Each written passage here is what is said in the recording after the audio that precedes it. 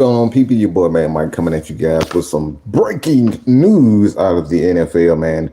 It's kind of interesting that I make this video because I reluctantly, no, just kidding, just made a video about Justin Jefferson and an article that came out from the Bleacher Report. I believe that's what it came from.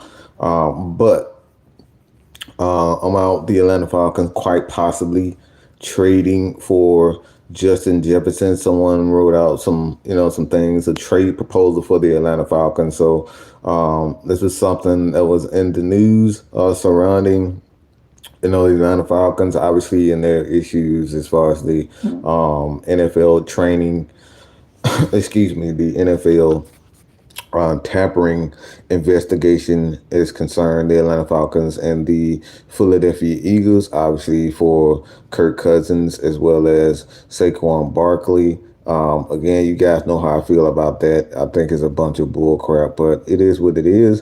But Adam Schefter is reporting all that the Vikings. He's a three-time Pro Bowler. Wide receiver Justin Jefferson is reaching agreement on a four-year, $140 million contract extension that includes $110 million guaranteed. All right, so he's getting 110 guaranteed, and it makes him not only the highest paid wide receiver in history, but the NFL's highest paid non-quarterback. Sources are telling Adam Schefter. This deal for Jefferson includes 88.7 million due at signing, the highest non-quarterback guarantee in NFL history, and resets the wide receiver market. So this is my take. These are my takes as far as that is concerned. So if you guys have not already, I don't know exactly who the guy was who wrote it in Scott Kennedy Live. So if you guys have not already, check out Scott Kennedy. He does a lot of reporting, obviously for the Atlanta Falcons, but he has a YouTube channel. Excuse me, and a podcast that I enjoy. So everybody who was over there, check him out, Scott Kennedy. But this is my take on it. I do not believe in what's going on with Nathan Floyd. That's a lot of money. The thing is that with me, I do like the fact that players are getting guaranteed money. I do like that, and I think it's something that's going to continue. Obviously, it has to continue, but there are huge consequences when it comes down to paying guys that type of money, man, especially wide receivers. Now, Justin Jefferson, for the most part, you look at how he has performed. Obviously, he's a three-time Pro Bowler. He definitely deserves it. He definitely deserves to be paid for what he's done for the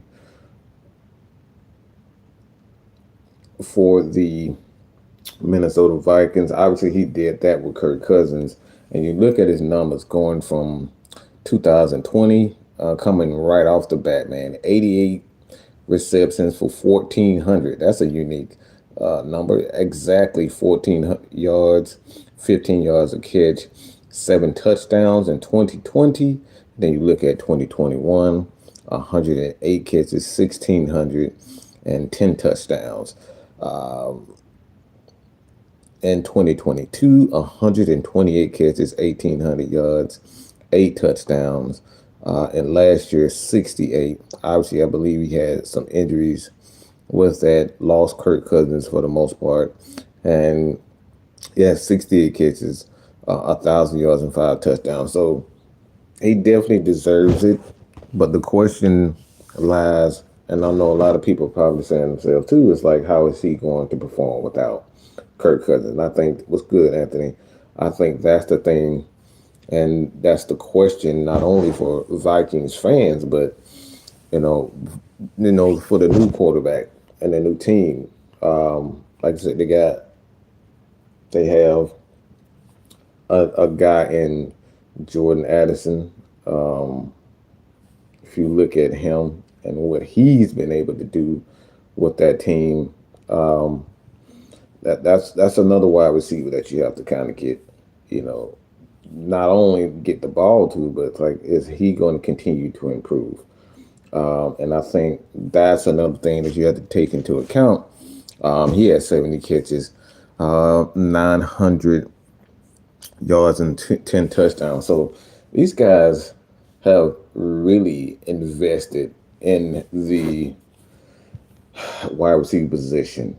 But like I said before, the question is whether or not you have, a young quarterback and J.J. McCarthy.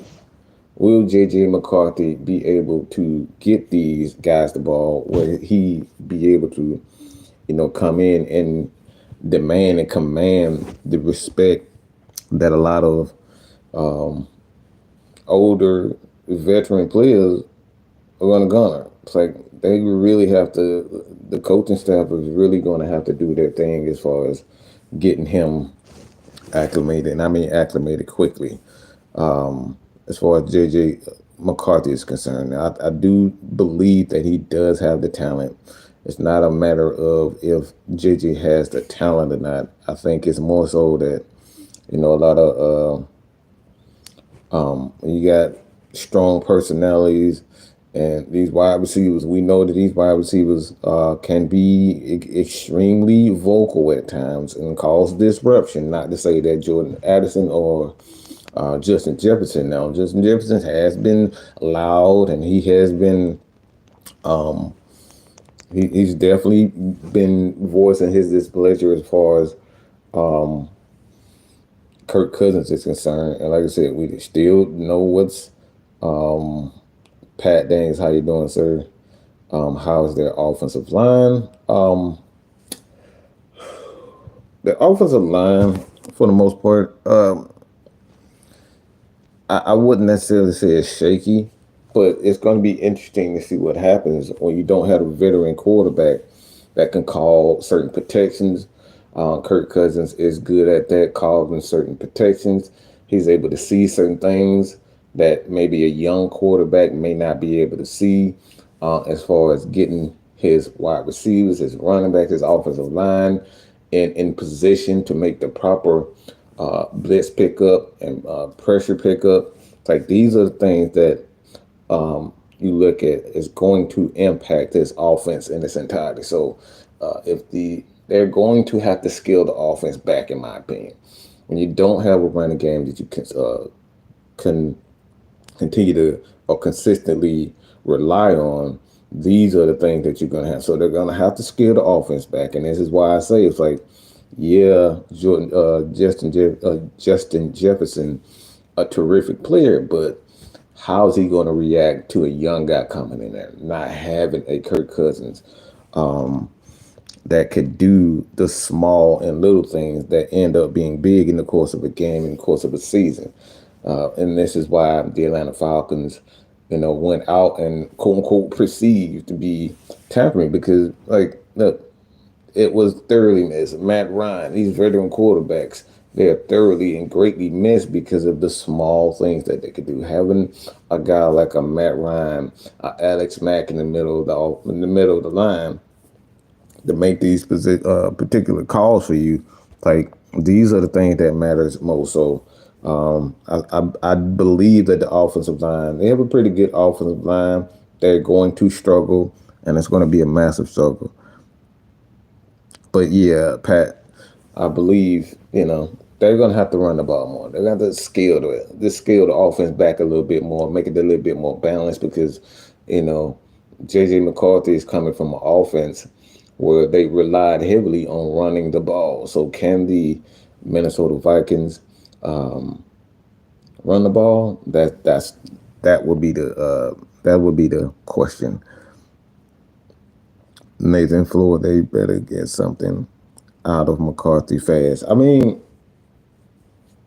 it has to be balanced. One thing I do not believe in as a quarterback's guy, as you guys know, I don't believe in rushing guys through the process. I think you have to kind of really, guide these guys properly. You don't want to overwhelm them with a bunch of information. You don't want to overwhelm them with a bunch of information, but at the same time, you don't want to, be you don't want to be give him little, because if you give the quarterback little, I believe the offense in its entirety is going to struggle. And this is why I say, will a guy like Justin Jefferson and Jordan Addison, will those guys be, kind of, patient with a guy like J.J. McCarthy? Because you're going to have to scale the offense back. You're going to have to use your offensive line a little bit more to run the ball. And if you can't run the ball, it's going to be a long season for a guy like J.J. McCarthy. Again, I think he's a terrific prospect. I think he'll be able to make the necessary throws, get these guys in the right spot with the help of their offensive coordinator, offensive players, offensive line, obviously. Have a pretty good offense in its entirety. But like I said, it's going to be interesting. But I would not. I would not. Me personally, I just don't believe in pushing and trying to get the quarterback, especially a young quarterback, up to date fast.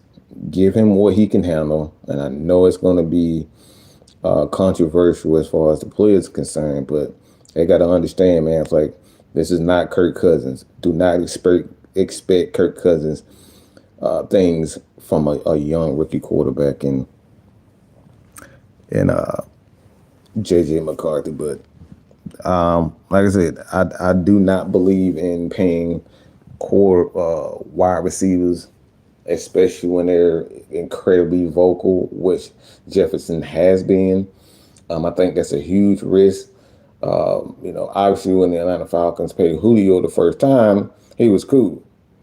But all these other wide receivers started getting paid. The Michael Thomas, all these guys end up getting paid. Julio, he saw what everybody else was getting, and he demanded the Atlanta Falcons redo his contract, and he ended up getting $60 million.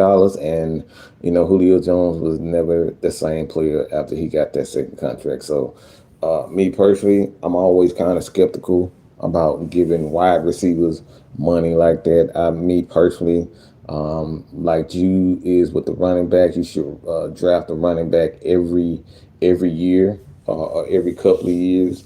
I believe you should draft a running back every year, because obviously with the position, I wouldn't necessarily say it's not a value position, but you put a lot of miles and a lot of hits and a lot of physicality with that position, man. I think you can always find one that you can come in, may not be able to do the same things, but that can add something value from that. But I feel like that with the wide receiver. Every 2 years or so, I think you should be drafting a wide receiver, because again, you got a good quarterback. Especially if you have a great quarterback, a good quarterback like a Kirk Cousins, Patrick Mahomes every once in a while. It's like, if you don't have a star, I think it's okay. And getting a quarterback, a wide receiver, maybe in the second round, third round every year. And then, you have one of those drafts where, a special guy like a Marvin Harrison Jr., Malik Neighbors and all those types of guys, every 3 years, get that superstar. But for me, every 2 years, I'm looking for another wide receiver. Why? Because I'm not willing to pay these guys 25, $30 million. Just me personally, I wouldn't do that. So I believe in just continuously bringing in wide receivers, stacking up that position, stacking it up, creating depth.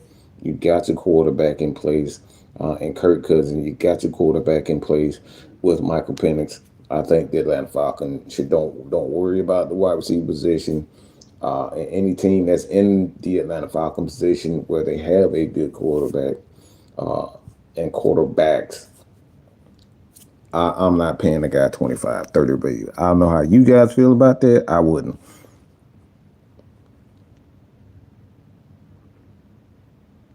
Will they be able to protect Addison? They signed Aaron Jones. Aaron Jones is a good back, and like I said, he got some eyes on him also. But I expect their offensive running game to be much better. Last year, I believe they was ranked 29th in the league in rushing. The Vikings were, so they're going to have to. They definitely are going to need to improve their offensive line. So, offensive line and their offense in its entirety. But again, Justin Jefferson reached agreement, 4 year, $140 million contract extension that includes $110 million and make him the highest paid non-quarterback position in NFL. And guys, I said it before, most of these contracts you're gonna see this. It's gonna be 4 year deals. It's essentially 2 years, possibly three. Every one of these contracts is going to be structured exactly like this. Why? It's because when you're giving so much money up front, the second year, it's going to be massive. The third year, the fourth year is where it's going to be designed where teams can get rid of these guys. And this is why I say, me personally, I don't like the design. I don't like paying so much money. But this is when you got so much money that's being put into football, and football in itself is growing. This is the byproduct of the sport growing and the money being put in, and people spending money is because look, massive contracts. But there's a catch to that. The catch to that is guys like the second, third cornerbacks, wide receivers, the third string guys. These guys are going to be the ones that don't benefit, or the lack of benefit from that. They're going to wait. They're going to. These guys are going to be receiving the 1 year, 2 year deals, which is essentially a 1 year deal. Why? It's because so much money is being put into these, superstar players. So this is why guys like, you see guys like, especially a Cordero Patterson. He's been a guy for the Atlanta Falcons that we know. He's a 1,000-yard rusher. He played well, and ultimately, the Falcons couldn't pay him.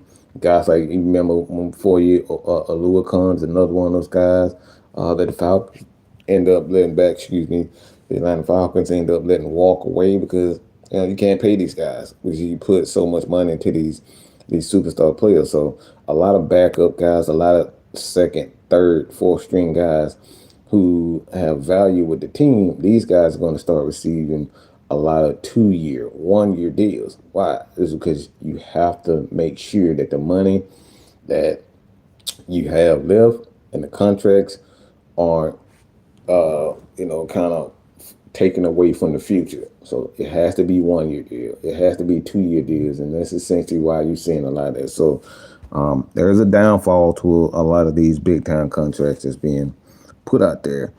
J.D. Addison, Hawkinson, Aaron Jones, McCarthy surrounded by talent. That's neat to show. Look, he has the talent, and like I said, at the end of the day, man, this is something that comes with the territory. Just like C.J. Stroud, a lot of these teams are putting so many weapons around these young quarterbacks as they should. But like I said, it's still you still have to understand that these guys are young, and you have to have a well developed coaching staff in order to make sure that they get up to speed. But do not push them. I do not believe in pushing. The Falcons put Desmond Ritter. They put so many young quarterbacks. The Zach Wilsons, the Trey Lance, all these guys. They put all these expectations uh, and put them with certain guys, expecting them to be superstar players. But like just because you put them around a bunch of good, a lot of great players, individual running backs, wide receiver, individual players, doesn't mean he'll succeed. You got to be patient with these guys. You have to develop them properly, and I think that's the thing. Focus on developing JJ McCarthy first, and then worry about whether or not he needs to get it faster. Running backs are different because they're extremely payload, but a wide receiver completely different because they are considered top need position. I need Will Dallas match this contract offer for CD? Look. Dallas got a lot of problems, and Dallas Cowboy problems is mainly right now is that these guys lost a lot of defensive guys. It's so bad in Dallas that you have to go back to the Zeke Elliott uh, uh, experiment. It's bad there. So Dallas really have to figure out two things: whether or not Dak Prescott is their guy at quarterback, and two, do you want to play CD Lamb? So if Dak Prescott is your guy for the future, if you really believe in him, then my honest opinion, if Dak isn't the quarterback for the Dallas Cowboys, do not sign CD Lamb to a massive contract. All right?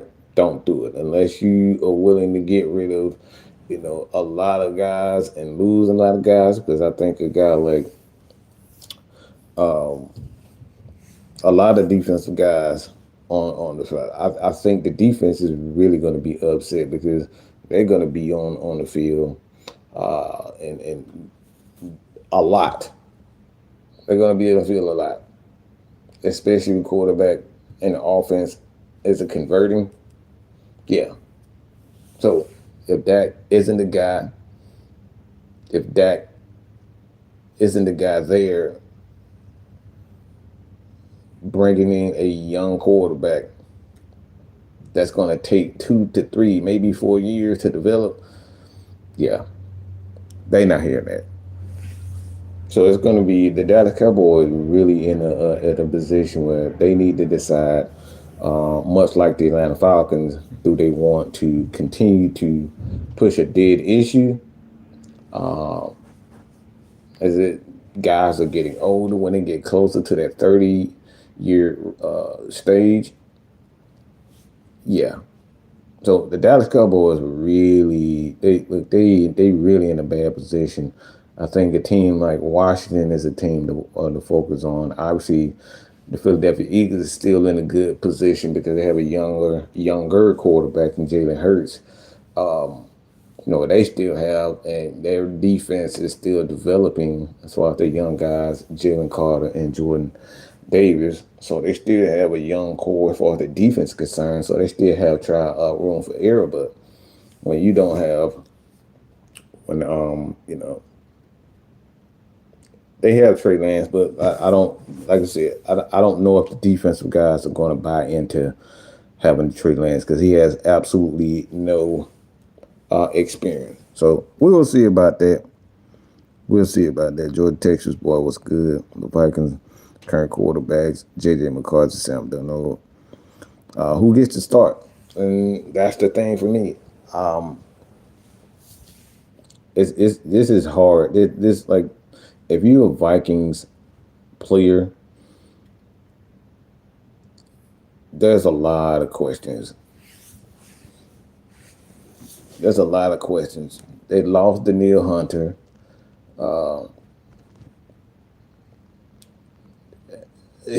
Yeah, the Vikings are in a similar situation, in my opinion. that the Dallas Cowboys, but they're a little bit better because they have youth. They have Jefferson. They have Addison, Huxtable. They have, like you said, Aaron Jones. They have a pretty good offensive line with the guys up front. So they already have their guys. So they're a little bit ahead of Dallas Cowboys. The Dallas Cowboys, like I said before, they're in a rough spot because if Dak isn't your guy, me personally, I'm blowing that team up.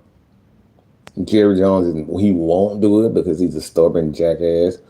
But on me personally, if Dak Prescott isn't your guy, if Mike McCarthy isn't the head coach that you want, just bring in Bill Belichick, have him build a team within 2 to 3 years because for whatever reason he still wants to coach,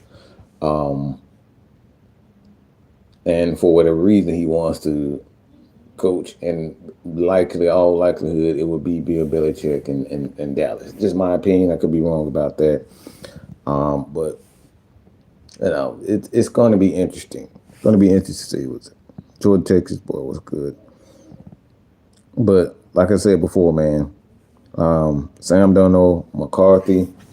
For whatever reason, if McCarthy struggles in preseason or he's struggling, it's like, you know, but honestly, I think, man, this is tough for Vikings because are they really a contender as far as a playoff team? Probably not. But you have a young wide receiver and pretty good offense, man. Eesh, I don't know where to go as far as it. But if I were the Dallas Cowboys, I would not sign CD Lamb to a $25-30 million contract. I just wouldn't do it. So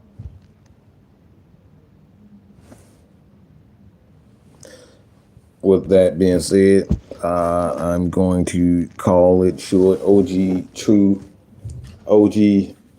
Sam is going to be coming real soon with his show.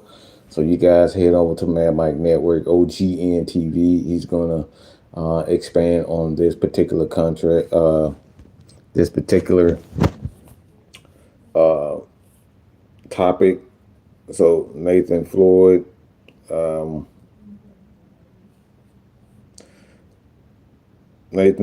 Georgia Tech boy, Pat Daniels, appreciate it. Scaradilla, what's going on?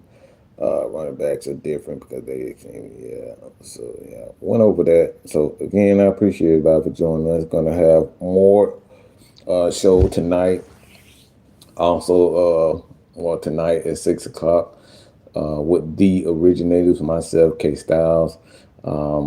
We may have something interesting for you guys as far as that's concerned. But again, the news of the NFL that the Minnesota Vikings have indeed spent and paid Justin Jefferson $140 million, with it $110 million being guaranteed and $88.7 million due at the signing. All right, so yeah, $88 million essentially being paid. That's essentially, almost exactly what the Atlanta Falcons gave to Kirk Cousins, to a wide receiver. Again, I think it's the dumbest crap. I'm not paying a wide receiver quarterback money. I think it's the stupidest shit you could do by organization. But that's just my opinion. Who am I? You don't know what JJ McCarthy is. You know what Zach Wilson is. I mean, Sam don't know, if I'm not mistaken. Man, look, yeah. Harvey Freeman was good. Yeah, I'm just not doing it. I just think it's crazy to do that. So again, Harvey Freeman, Sam is about to go on soon. So with that being said, I'm gonna call this a show. I will be doing more shows like this. So y'all get ready to see Mad Mike a little bit more, a lot more 20, 30-minute segments throughout the day when big news come out. Hey, maybe even a question. So with that being said, I'm out of here, man. Justin Jefferson, 140 million with 110 guaranteed and $88 million guaranteed up front. So he's getting $88 million up front. That's almost exactly what the Falcons gave to Kirk Cousins to a wide receiver. I'll just leave it at that. With that being said, hit that subscribe button, hit that like button. Yeah, boy. Mad Mike is out.